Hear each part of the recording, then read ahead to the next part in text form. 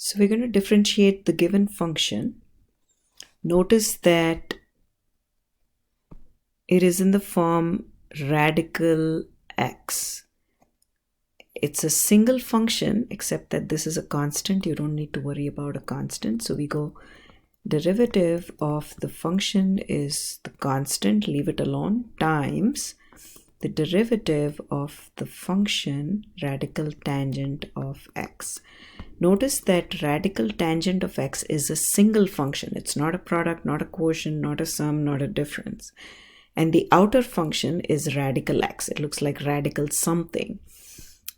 So our first step, and obviously we'll be using the chain rule because it's a function of a function.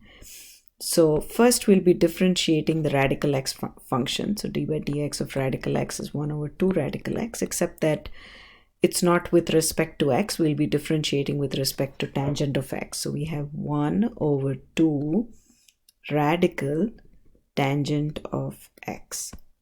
Now remember, that's not an x. So using the chain rule, we have to differentiate the inner function tangent of x.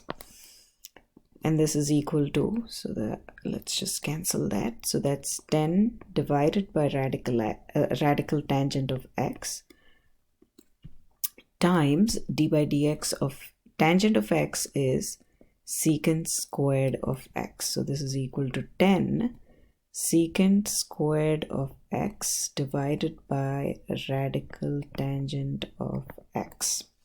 That's the final answer.